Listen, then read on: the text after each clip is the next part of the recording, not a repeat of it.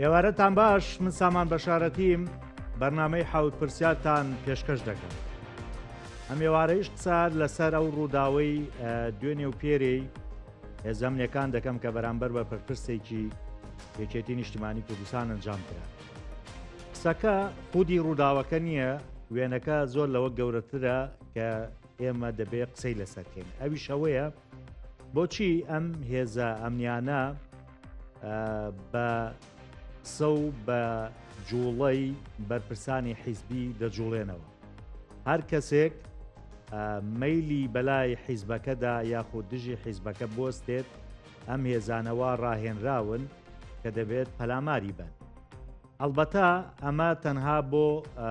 زۆنی سەوز دروست نییە، بۆ زۆنی زەردیش بە هەمان شێوەیە.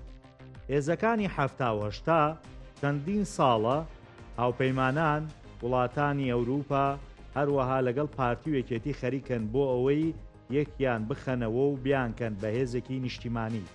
بەڵام هەوڵەکان تاوەکو ئێستا سوودێکی ئەوتۆی نەبووە. هەتاوەکو ئێستا مێزانە هەر لە ژێر دەسەڵاتی پارتی و یەکێتیدان و بە بڕیاری ئەوان هەسوکەوت دەکەن. هەر زیاد جەبار کە بەرپرسی مەڵبەندی یەکێتی نیشتیمانی کوردستانە لە سلێمانی ئەمڕۆ شتێکی ئاشکرا کرد، دەڵێت لەناو ئەم هێزامنیانە کەسانی سەرسەری هەن.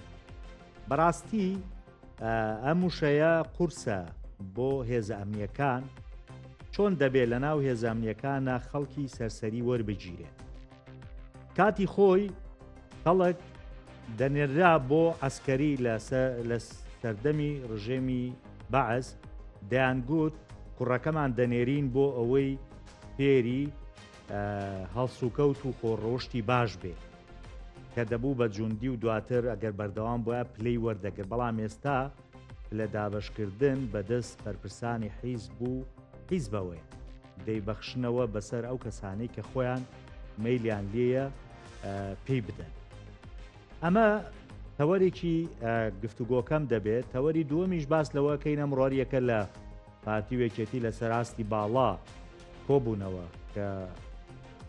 باڤڵ تاڵەبانی و مەسڕوو بازانی تێیدا بەشدار بوون لە هاوینە هاواری دووکان لەسەر دابشکردنی پۆستەکان، بەڵام نەگەیشتنە هیچ ڕێکەوتنێک. کۆبوونەوەکە و کرا و دواتر هەر یەکەیان چوون بەلای کاری خۆیان. پێدەچێت پێکێنانی کابینەی دەیەم کاتێکی زۆرتر بخایانێت و بە ئاسانی پێک نەهێنرێت، چونکە ناکۆکی زۆر هەیە لە نێوان هەردوو حیزبەکە بۆ پێکێنانی کابینەکە. ئەمە و کاریگەریەکانی لەسەر دۆخی هەرێمی کوردستان و هەروەها بەخستنی پەرلەمان و ئەو گۆڕانکاریانی کە لە ناوچەکە ڕوودەدەن لەسەر هەرێمی کوردستان چی دەبێت. من ئەم شەو بۆ گفتوگۆی زیاتر لەسەر ئەم دووتەوەرە میوانداری زۆر بەڕێز دکتۆر کامەران بەرواری، مامۆستای زانکۆ لە دۆکەوە بە شێوەیەکی ڕاستەخۆ لەگەڵم دەبێت. دکتۆر کامەران زۆر بەخێر بێ بۆ زووم. ئێوارە و باش. ئێوارە باشتر سەرچاوە. زۆر سپاس. دکتۆر با ئێستا حەدەسێکی گەرم هەیە، جەنابەت ئاگاداریت لە پارێزگای سلێمانی ڕوویە. ئەلبەتە لە ڕابردووشدا هەر زۆر کات ڕوویاوە کە ئەم هێزامنیانە ئێمە هەمیشە قسەکردمان لەسەرەوە بووە کە هێزامنیەکان دەبێ هێزی نیشتیمانی بن لە ژێر دەسەڵاتی حکوومەت و وەزارەتی ناوخۆ وەزارەتی پێشمەرگەدا بن، بەڵام زۆر جار ئەم هێزانە بە مەزاجی بەرپرسێکی حیزبی جوڵاونەتەوە یا بەعازی بەرپرسانی حیزبی هەڵسوکەوتیان کردووە، کامش کارێکی خراپ بۆ و لێکەوتەکانیشی بۆ ناو کۆمەڵگا و بۆ دۆخی ئەمنی شار زۆر خراپ بووە. ئەگەر پێم بڵێیت ئێمە دەبێت چی بکەین بۆ ئەوەی ئەم هێزانە لەژێر چنگی حیزبا دەربێنین و ببنە هێزێکی نیشتیمانی و ڕووداوی لەم چەشنانە لە داهاتوودا ڕوونەدەن. فەرموو. بەێ سپاس ڕێز بتە هەموو تەماشاوانە. بەری ئەم بەحسێ هێزت ئەمنی بکەین و هێزت لەشکری و دەسەڵاتە ئەمنی بکەین،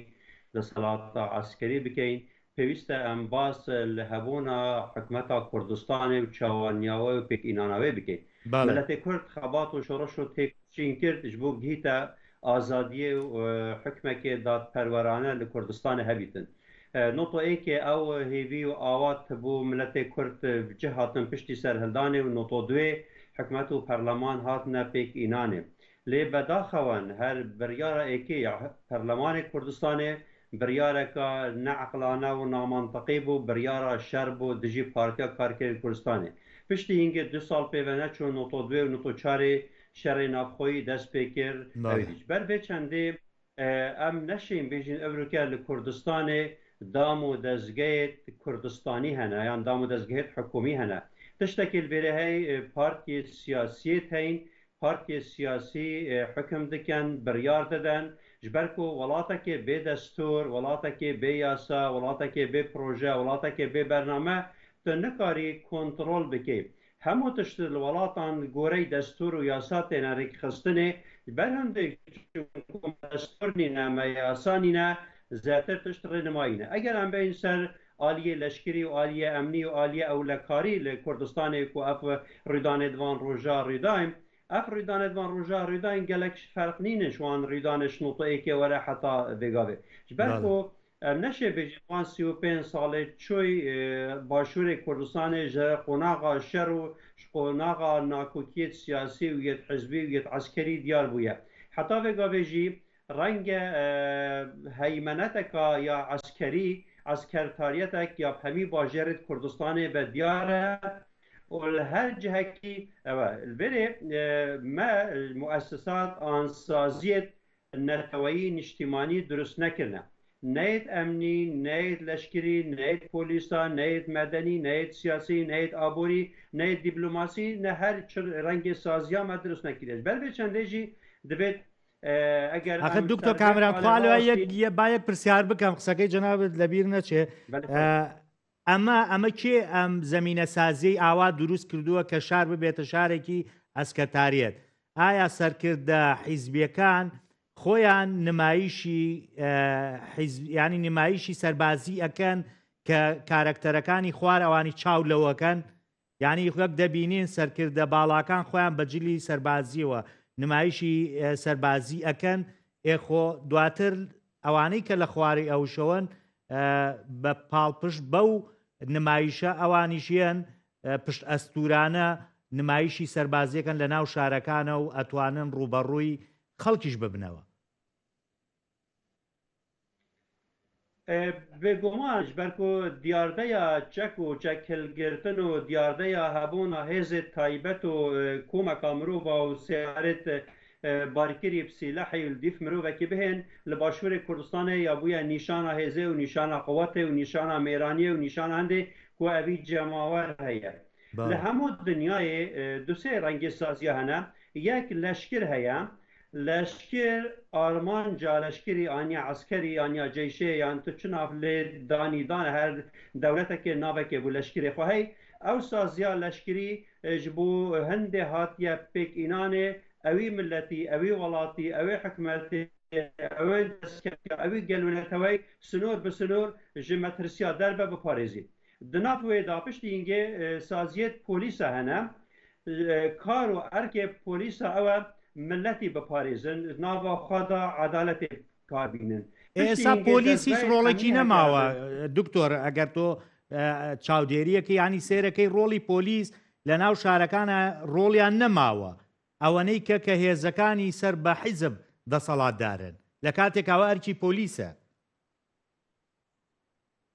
بله از بێمە سەروێ چەندێژی جەلبێرێش بەرکو سازیەکە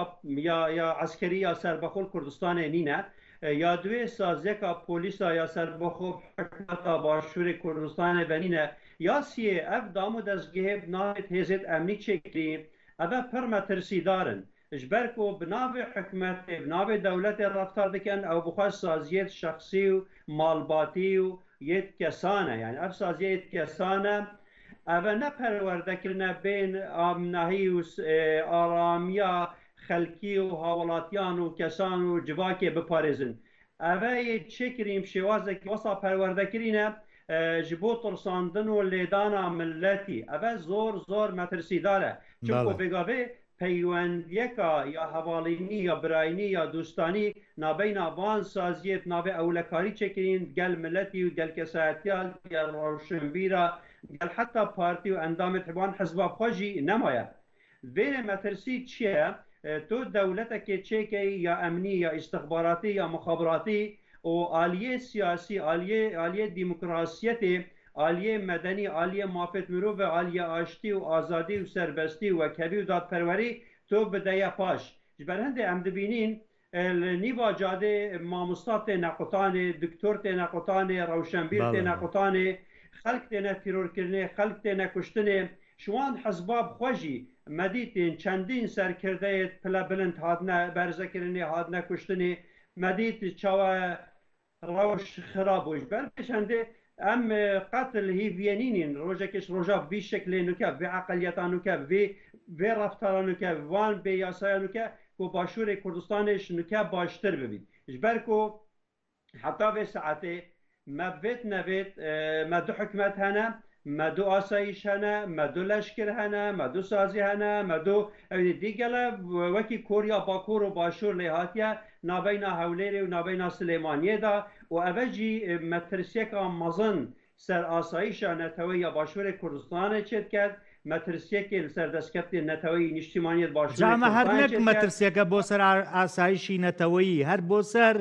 asayîşî xelkîş yanî metirsîdar e kak doktor yanî xelek دڵنیا نییە لەوەی کە چێتە دەر تووشی چی ڕووداوێکە بێ یاخڕێی لە هێزێکی ئەمنیەکەوێ ئەگە جۆرێک لە جۆرەکە مامەڵەکە توندوتیژی بەرامبەر نەکرێ هەندێک نمونە زیندی هەنە مەدیت سلێمانیە وەختێ لە قاومی کەسێک نەبوو دیفاعش بارگای پارتی دیموکراتی کوردستان و یان هێزیوان ئەمنیان حزبێتوان یان کادرێتوان یا لاینگرێتوان بکرد وەختێ مەدیت هەولێ دهۆکێ ناخۆکی چێ بووی نابینا وان پارتیە سیاسی دا ئەف کادرێت یەک گرت و کادرێت یەنەکێ کادرێت پارتیە دیە سیاسی زەحمەت کێشان و حزبا شوعی وان کادرە هەمی هاتنە گرتنێ و هاتنە قوتانێ و هاتنە کوشتنێ و هاتنە ڕەباندنێ و هاتنە تیرۆرکردنێ ئەvە پەر مەترسیدارە ji ber ku ez nûke bo nimûne hawlatiyekê min dihokê eger tiştek min hest metirsekekê ez ê çimekî ve yan dê çime baregayekê leşkerî yan çime baregayê asayîşê yan çime baregayê parastinê yan biçime baregayekê polîsa heke ew min neparêzin kî dê min parêzî Silêmaniyê ji her wasal Hewlêrê jî wasal evce eger ew hêzên emnî bû nimûne ew xwe bûne dijminêt hawelatî dijminêt rewşenbîra dijminêt nivêskara dijminêt لە کاتێکا بێ پێچەوانەکەی ڕاست بێت دکتۆر وانە ئێستا سەد پێچەوانە ڕاستە ji ber ku em hemî wesatê dihîn û wesaya jî divêt wesa bîtin ku hêzên emnî divêt wesa bêne perwerdekirinê hawilatiyan biparêzin hawilatiyan ji her renga zilm û zordariyekê biparêzin heta du kes lêk bikevin divêt hêzên emnî hekem bin eger hato çûna beyna du partiya du hêzên siyasî nakokî çêbûn divêt ew hêzên emnî bêlayan bin bedaxewan Başûrê Kurdistanê me hiç hêzeka ne emnî ne eskerî ya bêlaye nîne باشە دکتۆر وەڵا لێرە شتێکی زۆر کۆمیدی ینی هەیە ئەویشەوەی ئەگەر باشە دوو هێزی ئەمنی ینی لە پێشتریشا ئێمە ئەم وێنانەمان بینیوە بەڕاستی ئەگەر ئەمانە ڕوبەڕووی یەک ببنەوە بێ کێ ناوبژیوانکە و کێ دادوەربێ ینی لە ناو هێزەکانە جۆرێک لە ناکۆکی و جاروایە پێکدادانیش دروست بووە کە سەر هەر بە حیزبێکی شت بله خود نکت ام حس نکن بس اگر بگا بید نابینا دو بالت یکیتی نشتیمانی کردستان دار سلیمانی یا کرکوک یا حلبچه ناکوکی چه بن هیچ بروانک هیچ ناو بجیوانک نیه اگر دو که هولیر ناکوکی نابینا دو بنا مالا دان دو عشیره دا دو بارگای دا دو حزب دا دو لاین سیاسی دا دو برادا دو پسماما دا ناکوکی چه بن هیچ هزک نینه لوان ببیت خودانش بر چنده ام دشمێژت بێژە 35 ساڵت سەدەهان مقابل تەلەڤیزیۆنی لە ئەمریژین پێدویە هەندێک مرۆڤ لە کوردستانی هەبن هزر پاشە ڕۆژا وی ملەتی و وی وڵاتی بکەن هەوڵ بدەن دەستوورێکی کوردستانی دیموکراتی دانن هەوڵ بدەن ئاسایشێکە نەتەوەیی چێکەن هەوڵ بدەن پۆلیسێکی نەتەوەیی چێکەن هەوڵ بدەن لەشکرێکی نیشتیمانی چێکەن هەوڵ بدەن سازیەت نیشتیمانی چێکەن هەوڵ بدەن حزبێ و حکومەتێ ژێک جدا بکەن یعنی بۆ نمونە ئەگەر بێگاوێ بژن یەکێتی و پارتی و حزبێت کوردستانی هەرێکێشەوە لەشکرێ خوا پۆلیسێت خوا لایەنگرێت خوا دەستگایت خۆیت ئەمنی ببەنە ماڵ بەلایت حکومەتێ بمینن ئەرێ دێ حکومەتێ یەک نەفەر ژی بینیتن بێگومان نینە 273 دەستگەهێت ڕاگەهاندنێ کوردستان ئامازن هەنە ئەرێ حکومەتە باشووری کوردستانی ئێک هەیە نینە 1700 سازی مؤسساتت یت بس یت اعلامی لباشوری کردستان هنه همی رنگت خوابه الی چند جوانایت حکمت کردستان نه نینه بس بر نبونه یعنی اوانو که هم دبینین حکمت نینه بلکو اوان هیمنه یا پارتی سیاسی و شخصا و هندک عائلانه بسر دست حالات باشور کردستان دست سر داگرتی دست سر حکمت داگرتی دست سر اراده ملتی داگرتی دست سر جان ملتی داگرتی دست سر خیت ملتی داگرتی و اوجی ناکوتیک مازن نابین ملتی و نابین پارتی سیاسی اوان بجنه ریبری آن دست حالات باشور کردستان چید کرد و هر گادکا بپقیتن قد اکنشت پیشیا به بگیتنو در روشا به صدقات یا لیبیا یا مصر و یا سوریه خرابتر لید. زور باشا. دکتر کامران امرو برپرسی ملبندی یەکێتی نیشتیمانی کوردستان لە سلێمانی گەڕایەوە بۆ مەڵبەندی یەکێتی لەوێ بە ئامادەبوونی چەندین فەرماندەی سەربازی کە لەوێ بوون لەگەڵ سەرکردایەتی یەکێتی و مەکتەب سیاسیش لەگە کادرانی بۆ نمونە مەڵبەندەکە وتارێکی پێشکەش کرد لە وتارەکە ینی ئاماژەیەکی کرد کە لە ناو هێزە ئەمنیەکانە خەڵکی سەرسەری هەیە کامە وشە زۆر قورسیانی تۆ لە ناو چۆنە بێ هێزی ئەمنی و سەربازیە خەڵکانێکە بن سەرسەری بن خۆگەرم خەڵکانە سەرسەری بن ئەکرێت بۆ نمونە خەڵک ڕوبەڕووی زۆر حاڵەتی خراپ ببێتەوە جا من پێم خۆشە پێکەوە من و تۆ ئەمە کلیپێکمان لێ جا کردوێتەوە گوێی لێ بگرین دواتر گفتوگۆی لەسەرەکەین بۆچی بەم شێوەیە ئەو وەسفی هێزەمنیەکانەکە کۆمەڵە خەڵکی ئەلپەرستوەش تێکەڵیان بابەتەم بوو بێت بە احترامی زۆرم بۆ یەکەوە جوتان لە قسەکەمە ڕەنگە لەگەڵم خەڵکە جوانانە بەدەیان خەڵکی سەرسەری و ئەوەی کە بێمۆڕاڵە کە نە سیاسەتی یەکێتی نیشتیمانی کوردستان نەزانێ نە تاریخی زانێ نە حساب بۆ شەهیدەکانی ئەکات و نە دیسپلینی حزبیش دەزانێ کە بڵێ کامە لە کام مەرتەبە حیزبیانە من بەقەدەرەوە نیگەران بۆ خۆمەوە نیگەران نەبووم کە ڕۆژێک لە ڕۆژان کەسێک هاتوێتە ئەم مەڵبەندە گلەیی لە کادرێکم لە وەرگانێک یان لە یەکێک لە کارمەندەکانی دامو دەستگای ئەمنیەکان لەم شارا کردوێت چکە ئەمە ڕۆلی کاریگەری هەیە بۆ ئەوەی کە خەڵک بەیانی کاچینە سەسمۆکانی دەنان ڕێی لەسەر یەکێتی نیشتیمانی کوردستان چی بێت ئێمە حزبی خزمەتگوزاری خەڵکی لەبەرەوە بێت چی دامەزراوەمان هەیە لەم هەرێمی کوردستانە هەموو فێرکەین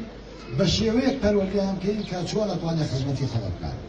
ئەبێت ئەو بڕیارەی کە لە مانگی 11ەوە یەکێتی نیشتیمانی کوردستان سەرکردایەتی مەکتەبی سیاسی یەکێتی نیشتیمانی کوردستان خەریکی گەڵاڵەکردنی لە گفتوگۆیان مناقەشە لەسەرەکرێ ڕای جیاوازی لەسەر هەبووە تا دوازار لە کۆمەڵی سەرکردایەتی دوێنێ گەیشتینە ئەو بڕیارەی کە بڕیار درامە گۆڕانکاری ئەم گۆڕانکاریانە لە تەواوی دامەزراوەکانی یەکێتی نیشتیمانی کوردستان دامەزراوە ئەمنیەکانی هەرێمی کوردستانیش بەدەل نین لەم گۆڕانکاریانە ئەوەی کە دوێنێ بڕیار دراوە پێویستی بۆیە چاکسازی تیاب بکرێ پێویستی بۆیە کە گۆڕانکاری تیاب بکرێ پێویستی بۆیە بە شێوەیەک پەروەردە بکرێن جارێککە ئەو شانەزەی لە ڕابردووە بۆ دامو دەستگای ئەمنیانە هەمان بووە بتوانین شانازی پێ بکەین نەگۆی خوانەخواستا کە ئەمان بیست بەداخۆ هیچ شتێ بەقەدەرەوەی من بەقەدەرەوەی نیگەرانی ناکردم کە خەڵکێک تەلەفۆنم بۆ بکات پێم بڵێ جا تۆ ئەندام سەرکردایەتی حیزبەکەی خۆیتی ئاوای لێکەڵە بێمە چاوەڕێکی بکەین هیوامان بەچێ بێت دڵنیاتان دەکەم بۆ خەڵکی کوردستان و تایبەت شاری سلێمانی دڵنیاکەمەوە کە ئەمانە لەسەر دەستی خەمخۆرانی یەکێتی لەسەر دەستی سێوەک مابوو و بڕیارەکانی مەکتەبی سیاسی سەرکردایەتی یەکێتی نیشتیمانی کوردستان گۆڕانکاریەک لە هەموو دامەزراوەکانی یەکێتی نیشتیمانی کوردستان ئەگەی بە دامەزراوە ئەمنیەکانیشەوە بۆی کە خەڵک هیوا و ئومێدی زیاتری بۆ یەکێتی نیشتیمانی کوردستان پێ بگەڕێتەوە بەداخۆ کە بارودۆخەکە ئاوا بێ من لەسەر قسێکم بە برادران وت یانەوە تا بێ هەر یەکەمان هەڵی بژێرین من بۆ خۆمە و ئەم شەوە لە سێردووی ئەوە بووم ئەبێ لە دوو اختیارە هەڵی بژێرم یاوەتە 4-5 سیارە چەکدار دوای خۆم خەم و هەمومان یەکی فەوجێک و نازانم چیەک دوای خۆمان بخەین پڕ بێ لە چەکدار و هەمومان بەم ئوسلوبە تەعامل بکەین یانەوەتا ئەوەی کە ئێستا خەڵکی سلێمانی هەوێت کە ئێستا ئەو تەعاتفێ هەیە یاوەتا بە دوو کەس من لە بینی ئەم دوو اختیارایکی جان اختیارەکەم کە ڕەنگە زۆربیان ئەوە اختیار بکەم ئەگەر ئەو ڕۆژەی چوون بۆ ناو ئەو مناسبەیە دوو کەس یا سێ کەسم لەگەڵ بوو بێ بە بێچەک دڵنیاتانەکەمەوە لەمۆلا ئەو دوو سێ کەسەش لەگەڵ خۆم نابم بە تەنیا هاتوون. زۆر باشە دکتۆر حەزەکەم جەنابە بزانم تالیقت لەسەر ئەم قسانە چییە؟ یعنی ئەمە ئەندامێکی سەرکردایەتیەکێتیە بەم جۆرە وێنای هێزانیەکانەکە کە ڕوبەڕووی خۆی بوونەتەوە تعلیقی تۆ چییە لەسەرەوە من دواتر پرسیاریکە لە جەنابەتەکە فەرموو. خۆنی ئەو بەرپرسەکە و عمری خات ناوێ خەباتی و شۆڕشی و حزباتیەدا بریە ئەو تووشی ڕوویدانێکی بووە واقعە یعنی ئەم دەبینین کەس نەشێت ئینکار و حاشاتی و ماندراجێ بکات و ئەو تشتێک گوتی سەداسەد ڕاستە ڕاستیەکە وەسایە و ئەو پێشبینیت ئەو دکات ژی ئەو مەترسیال پێش چاوێت دەبینیت ئەو ژی ڕاستە ji ber vê çendê cihê pisyarê ye aya metirsiye ji hawilatiya û ji kesê sivîl û ji şexsiyata û ji opozisyonê û ji partiyê siyasî darbazbûyek heştê endamê hizba xwe jî metirsî ser jiyana wan heye ane bêguman heye û ev jî baştirîn nimûne ye û bi vê çendê jî peyamek digihîte me ku êdî başûrê Kurdistanê da tiştek nîne hiç hêzek nîne hiç layenek nîne hiç mirovekî biparêzî tu jiyana her kesekî mala wî da ser cadê her cihekî metirsiyê da ye û ev jî cihê li ser rawestaneka ya eqlane û lojîkî û ya bîrmendane ye. لەناو قسەکانە ئەڵێ ئێمە دوو ڕێگەمان لەبەردەسا یا ئەوەتا دەبێت هێزانیەکانمان ئەمەندەلیان دڵنیا بین کە بەبێ پاسەوان و بەبێ چەک بڕۆینە دەرەوە یاوەتا ئەگەر ئاوا بێ بەم شێوەی کە ئێستا ڕوویاوە دەبێ هەر یەکێکمان فەوجێکمان بەدوا بێ چەندین سیارە پاسەوانمان بەدوا بێ ئەمجا دەتوانین بچینە دەرەوە باشە ئەمە بەرپرسێکە لەناو دەستگا لەناو حیزبەکەی خۆیدا بەم جۆرە ترسی لە گیانی خۆی و بڕوای بەهێزەمنیەکان نەبێ ئەی هاوڵاتیەکی بەدبەخت ینی چۆن متمانەی بەهێزەمنیەکانەوەی کە بێ لە ماڵەکەی پارێزراوە یا ئاچێتە دەرەوە ڕوبەڕووی ڕووداوێک نابێتەوە. دەما ئەم دبینین کۆشنۆتۆیەکی وەرە دەهان هزار ژن هاتی نەکوشتنێ دەما ئەم دبینین دەهان ڕەوشەمبیر هاتە نەکوشتنێ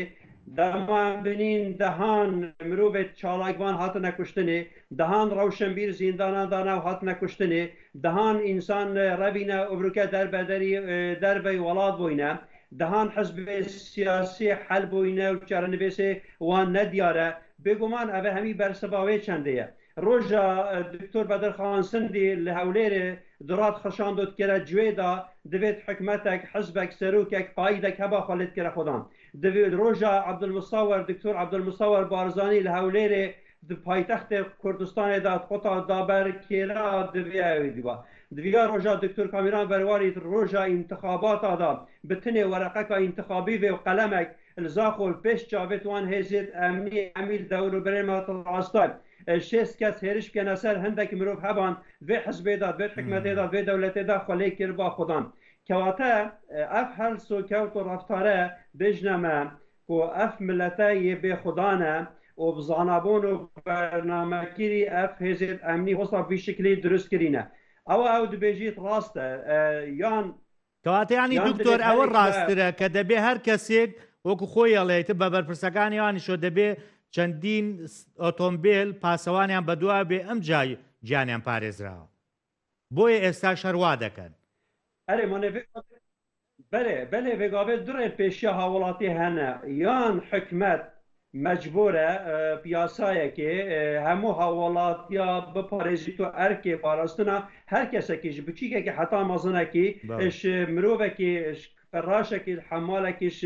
مرۆڤێکی ئاسایی حتا گیتە سەرۆکی هەرێمێ و سەرۆکی حکومەتێ و سەرۆکی پارتی سیاسی یان ئەرکێ بەرپرسیارتیا پاراستنا هەمیا ستۆیان دابیت یان جیوێت هەر کەسێکی هەر گرۆپێکی هەر خەلکێکی ئازاد بکەن خوا بپارێزن بەداخەوەن يعني نوكا سياسة مدارك الدهوكي اكشوان ازم من بأمر جبهة كردستاني صالة نوطو ايكي حق هي حق كاس الجال من بنشاقدار بس بقى اگر تخاص بكنش اصعيشة دهوكي بجنه اجازة دبانجي بدنا الخوبة جيري نادنما بس همان دام دا تدبيني بدهان و بصدان بارقاي دولة تركيا الفيدر كي هنا دبابه و مدرع و درون و طياره و بوليس و دزگاه امني استخباراتي مخابراتي الدور بريد ما هنا و جانا ما هميات ما ترسيه دايا اوه مدگين تاوه چنده ايدي ملت باشور كردستان انذار دوماهيه بدتا حكمت باشور كردستان پارتي سياسي بيشتوانا بلكي حتى بيري متحمل كريا ام بيري رواستاينا و متحمل همي تشتكا كريا جبر خوينا شهيدت خوا جبر خبات و تيكوشينا سالا باش نكوي بي اواي نكب ربناچي يعني بو نمونه اوه شش هي به هالبجاردن هاتينا كرني اري منطقه دو حزب سياسي نجهنا وقناعه بشن حكومتك بتجيك يا بيس وزيري بيك بينن اري منطقه ملت كرد همي باشە دکتۆرە ئەمە لە بەرژەوەندی خەڵکایە ناگەنە ڕێکەوتنیا بەرژەوەندیە حیزبەکانیان زۆرن کە ناگەن بە ڕێکەوتن چ جارا شدۆتۆ ئێکەوە پارتی سیاسیت باشوورێ کوردستانێت بەرژەوەندیا وی ملەتی وی وڵاتیدا نەبوونە پێچەوانەی بێ چەندێک و ئەو دە خزمەتا ملت و وڵاتی خۆدا بن ئەف ملەتە و ئەف وڵاتە و دەستکەفتێت نەتەوەی نیشتیمانی هەمید بەرژەوەندیا خۆیان شەخسی و حیزبی و عایلیدا پارینانە و باشترین نمونەیەژی ئەبە ئەم دبینین خەلک دهۆکێش بر سادات مرید بەلەندەهان باژێر سیاحی یە ئابادکەن کۆ بلێتۆم 3-4 ملیۆنانە تەدیدە دنیایدا مرۆڤ هەنە اوه پنجش هی بل بیولاتی نابت تقاعدش مها 12 ولی حتانو که 5 معاش ورنه گرتینه بس کسک سازیک دزگایک حکمتک حزبک قیادک نینه تو دنگی خواب گینیه بجه اره اف 38,000 مروفت تقاعد کرین اوه چل جیم وان پنجش هی با یعنی کار اکوب صورانج بجین کار لکار ترازاوه یعنی دبیتن شوازک عقلانه اف حکمته هزل وی چنده بکرد که برجواندیا گل و ولاتوان اش برجواندیاوان گرنگتره جبر یک سبب اگر برجواندیا وی ملتی ولاتی هاتا پاراستنه ده برجواندیا وان برپرسا و حزباجی هاتا پاراستنه بس اگر برجواندیا وی ملتی ولاتی هاتا پاراستنه هیچ کسک نینه برجواندیا وان حزبا و وان مالباتا و وان مروفت عسکرتار بپارێزی جا ئەوان هەست بەو مەترسیەکەن کە جەنابەت باسیەکەی ناوەڵە هەستپێناکیانش بەرکۆ مەدیتمانێت دەوروبەرێتوان یەکەم جار هەندێک مستەشار و شیرەتکارێت نەزان لێرێ هەنە دژی ملەت و وڵاتی خوا کار دکەن و بەرژەوەندیا خوا دانە سەر پێش بەرژەوەندیا ملەت و وڵات ئێک یا دوێژی ئەو قووەت و هێزل دەوروبەرێتوان تەسەوەر دەکەن ئەبە دێوان پارێزن یا سێژی حیوان جنینه که ملت چواجی تو چه قناقه که داد جیتو شورشکا برسه شورشکا آزادی الولاتی یاد کلیتن پیوسته او هزل ویره بکن وقتی 1 میلیاردر بیتن و باور نبی جیرانه وی به جبر سادات مرید اوه چاوز برجواندی اخواه بپارید زیده ویره دا دو چین درست بوینه چینه که میلیاردر جیانه که هری بلند دادجین که چه ملوک و حاکم دنیای سر وقت سومریه حتی اون که وان 6,000 ساله دا وی آسته جیان بلند نجاینه وکی برپرست کرد جین یا دیجی فتصاندن عملتی و به اراده کرن عملتی و کپ کرن دنگی بیگلی باشە دکتۆر ینی بە بۆچوونی جەنابەت هەر یەکە لە پارتی وێکێتی ئەم هێزە ئەمنیانەی کە هەیەە چاوپۆشی زۆریان لێ ئەەکەن بۆ هەر تاوانێکە ئەگەر ئەنجامی بن یا هەر ڕووداوێکی لەو ڕووداوەی کە پێرێ لە سلێمانیدا ڕوویە ئەمە هۆکارەکەی ئەوەیە کە بەمان بە هێزە ئەمنیەکانەوە ماونەتەوە پشتیان ئەستورە بە هێزە ئەمنیەکانیان ئەنا پارتی وێکێتی ناتوانن 33 ساڵ بەم دۆخەی ئێستای حکومڕانیە لەسەر کورسەکانی خۆیانە بمێننەوە؟ بله یعنی هر کس دزانیتن شنطو دوی حتی بگا به هل بجراتنیت هاتی نکرنه همی قوناغا دا مزور و مزیف و روکش بون هیچ راستیک بونینه و چجاراجی اوان حزبا هندنگ نینانه و هند کرسی نینانه و امزانین دولت اقلیمی و هندک دولت جهانی وان انتخابات چاودریه سرد کن و کرسیات بیاد کن هندک کرسی بوتا و هندک کرسی بومن و هندک کرسی بوتا و برجواندیات دانم کابلا بین روژکش روژا آوشین سروک کی بوده هرمی آن بو عراق دانن اراده بی ملتی بلا بین سروک حکمت کی دانم اراده بی ملتی بلا بین سروک پارلمان کی دانم اراده بی ملتی همی بن دست دولت دوروبر و هندک هزه جهانی بیا یعنی شکل گدی بجم اف حکمت و دست های پتر تصویره کنترل لپت هندک حزب و هزو لانو دولت اقلیمی دایا یه جهانی دایا و ابا فرمت رسیداره دوید یکیتی و یک ریزی نابینا گل نابینا پارتی سیاسی و نابینا حکمت قوت کبید هست کبید و اوه 35 ساله جه ام بید بجیم دویتن ام حکمت که آوا که این نونریا خلق باشور کردستان بکد حکمت که نتوایی اجتماعی یا مدنی یا دموکراتی اف حکمت خودان پرنسیب و خودان برنامه و خودان سیاست و خودان استراتیجیت بید بس بداخوان اف حکمت اف نه کابینت هاتین همی کابینت قیرانانه اگر تلدیف پیوریت یو این بچی زیاده شست قیرانت سرکی استراتیجی کردستان هنه دولت عثمانی دماهل و شای دماد گوت ظلام نساق بتنه 8 قیران هبود بگاوه حکمت کردستان هر هیچ نبیتن شست هفته قیران هنه و اوجی مترسیدارن روشک دهید حکمت باشور کردستان هیچ شکلکی نشد وان قیرانا چهار سر بکرد. زۆر باشە دکتۆر باسی یەک هێزی و یەک هەڵوێستی و یەک حکومەتیت کرد بەڵام خۆ ئێستا یعنی کە گوێ لە پارتی وێکێتیەگری ئەڵێ پێداگرر لەسەرەوەی کە دەبێ ئەم جارە یەک حکومەت بێ یەک بڕیار بێ یەک هێز بێ ئەمجا کابینەکە پێکێنین لە بەرژەوەندی خەڵک بێ بە بۆچوونی جەنابەت ئەمە ئەکرێت؟ نخیر چه رنگێکیش ڕەنگە ئەف حکومەتە تێت بۆ یەکێتی خۆ پێداگیریەکە ئەڵێ جارە من بەشداریکردنێکی ڕاستەقینەمەوێ دەبێ حکومەت لە ناو حکومەتدا بڕیارم بەدەست بێ پارتی ڕێک بەمە ئەیە؟ نخیر چاوە ئەف نە حکومەتێت چوین کەسێ دەستورێک خستە دەنگدانێ کەسێک دیفیاسا و دەستوری نەچوویە و کەسێک ژیل دیف زۆرینەی نەچوویە یەکەم جار نیباوی ملەتی پتر ناشتە دەنگدانێ دوام جار دەنگت و پۆزیسیونێ ناهێنە حسێبکردن سێیەم جار یەکێتی دوان حکومەتێک چوویدا هەمیە هاتیە تەهمیشکردنێکی ڕۆڵێکی سەرەکی نەدا یەکێتی نیشتیمانی کوردستان خاڵە ژێژی گرنگتر سر دابشکردنا پۆستا و پلە و پایا و پارەی ڕێککەوتن سەر وێرە تێتەکردنێ ئەڤە ئەم پرسگرەیەکت بێ ملەتی چارەسەر ناکرد تشتێ تێتە چارەسەرکردنی ئەوە مەتوەخۆشدا 2006 پرۆژەیەکدا سەرۆکاتی هەرێما کوردستانê dengê cada Kurdistanê peyama niştiman sih wereqet kompîterîne û em kejî amadeyne wî projeyê wekû dengê miletê Kurdistanê bînî sê çar camoxa proje dayne serkirdeyetiya Yekîtî Niştimanî Kurdistan û gihandine destêwan wextê xwe da me ew proje 2006 da berês Mam Celalî jî û nisxek da Kak Kosretî jî ew Bekir Soranî jî dawan ew ê medaya Kak Mesûdî serokatiya herêmê û 18 kes em çûne gel wêrê bi navê milletê Kurd em rênişîne xwarê 2006 bêcarê ev tişte hemîr berçav nahêne girtinê ew hikmeta nûke pêk tête pêk înanê nebû berjewendiya gel welata bû berjewendiya desthilatê ye çawa ev partiya û partiyadî dêşên daxwazê xwe girêntîken tu wê hikmetê de ev jî metirsîdar e ji ber ku ev tiştê têtekirinê nahêt bû milletî eger me vê gorankariyekê bikeyin Yekîtî Niştimanî Kurdistan hêzeka serekiye tişêtin nikeb biryar bidet ew manteqê bin destê wê Helepçe Kerkûkê Silêmaniyê Seyd Sadiq Cihêdî Raniya şêwazekê hikimdariyê yê sîstemayê nû yê taze yê demokrasî peyrav biket hizb û kes û hêzûlayînedî bejdar biket demokratiyekek wêrê çêket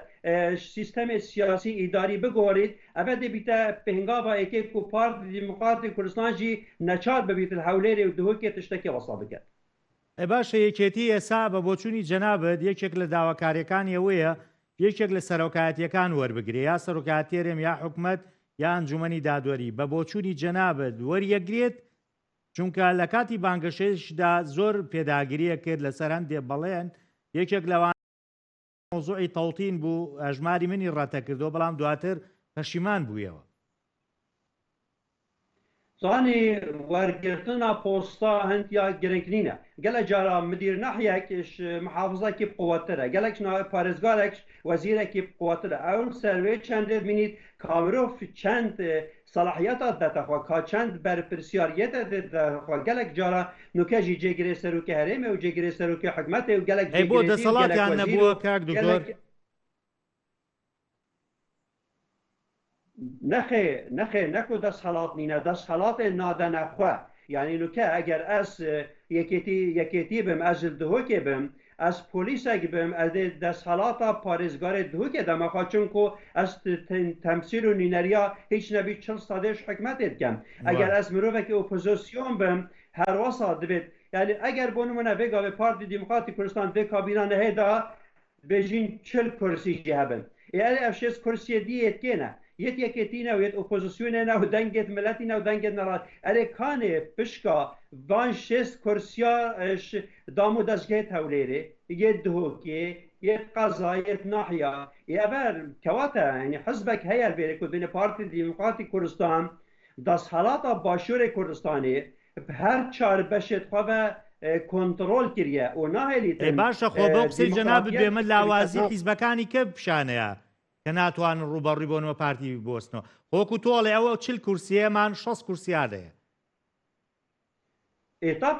طبعا ئەگەر حزبەت لاواز نەبان ڕەوشە کوردستانê نەگەهشتە ئەوە بروکە ئەف حزبە دو حزبê serekî hene êkekê Nîştimanî Kurdistanê du Partî Demokratîk Kurdistanê ev hizbê dî hemî ta û leq û çiq û liq û popê wan in yanî em şiklekê dî bêjin rastiyek ew kes neşêt înkara vê lê bikin heger wasa neba heger ev hizbê dî yet Kurdistanî rast bêjin û opozîsyonin û dengê milletîne û nerazîne û ev hizbe neçêkirîne wekû supermarket û wekû dikan bila ev xulêk den بلا ببنە ئۆپۆزیسیۆن بلاش حکومەتێ دەرکەبن بلاش پەرلەمانی دەرکەبن بلا مانسەبە ڕەتکەن بلا پارێوان ڕەت بکەن بلا سەنگەرە گەلێ خۆدا ڕاوەستن ساڵێکە دو ساڵە تەحمل بکەن کاچاوە ڕەوشە کوردستانی دەهێتە گۆڕینێ مە نەبێت حکومەتە باشووری کوردستانی وەکە بەڵام ئەوە زمونەی تۆ باسێکی دکتۆر ئەوە زمونەی تۆ باسێکی خۆ بزوتنەوەی گۆڕان ئەزمموی کرد بەڵام چی گۆڕی کە 25 کورسیشیە بوو بله بزود ناو گورا اش نزیک نیاسم دهان جارا گل خود جرازی بی نو شیروان مصطفی رینش مخاری و اش نزیک نیاسم جو شخصک بو گرانه یخواه بو راستی جی بزاوا گوران کاریگریه که مزن سر اپوزیسیونه که باشور کردستان و به هنگاوت باش هابتن جرعت هابتن و خلق فیری اپوزیسیونه که خلق فیری هنده که دخوازا مافت بکن خلط یک استراتژی هاتا کرنه 2013 بزاوا گوران تبلی حکمت بود حکمت دا بجدار بود اگر حکمت دا بجدار نببانه بشک جبه حکمت و جبه دا صلاته ابرو که دا هفته کرسیت پرلمان یک کردستان دا بو بزاوا گوران بد و ابر راسته که همو اندامت گوران اوید حقیقی و اوید یعنی دلسوز و راستیت زانن باشه سروکا یکیتی نیشتمانی کردستان وتی هەر بزودنەوەی گۆڕان پارێزگای سلێمانی کاول کرد باڵانسی هێزی تێکدا ئەی باشە خۆ ئێستا یەکێتی خۆیەتی بۆ باڵانسە ڕێک ناکاتەوە لەگەڵ پارتیە واسانینە زانی تشت احتیاط کرد مسئله دعی مسئله اجتماعی پرسیت انسانی پرسیت مربعاتی یعنی بون منال بره کسی که لاجئ دبی دچتا سلیمانی ناشتا اروپا هر چابی سلیمانی رنگ دموکراتیت ده هي آشتی هي آزادی را دربرینی آزادی بیروور آزادی تاکو آزادی گشتی اگر هم براورد که گلتهو که حوله 198 فرق یعنی بون منال پارێزگاه دهو که تو یک سازی یک دستگاه یک ریخراو یا سربخو نابینی کابلا ایک بد نابه ایکی بوم بیجید نینه بس سلیمانی هنه سلیمانی اتشم سپایی بیم رخنه البابل طالبانی و قبا طالبانی و مکتب سیاسی وان بکم و ریدی کم چما ترسیل سر جیانا منینه چونکه ازانم او تید گهن از بود چی رخنه دکم بس لایدی وصانینه سلیمانی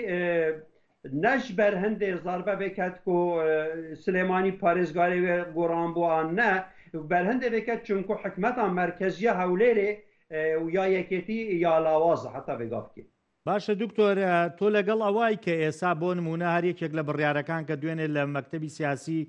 یەکێتی دەرچووەوەیە کە خودی کاک زیاد جەبار کەس بەرپرسی مەڵبەندی سلێمانیە یەکێتی کراوەتە سەرۆکی لیژنەیەک بۆ چاکسازی لە هێزە ئەمنیەکان ئێمە قسە لەسەرەوە کە نەمە هێزە ئەمنیانە دەبێت لەژێر دەسەڵاتی یعنی بەڕاستی حکومەتا بنەگە چاکسازیشیان تیا بکرێ ئەکرێ لەناو حیزب ئەم چاکسازیە بکرێ و بەرپرسی حیزب ینی خۆی سەرۆکی لیژنەکە بێت نەخێر مانێ خەلەتی ئەڤەیە وەختە ئەم عەمریت بەینە جێ زەیدی فلانی و بەینە جێ فلانی وەختە ئەم کادرا لەی گۆڕین عەسکەری سیاسی ئەم تەسەوڕ دەکەین خەلکی خاپینین یا خەلکی بە ئەمێ گۆڕانکاریات بکەین یا درست ئەوە یەکێتی و پارتی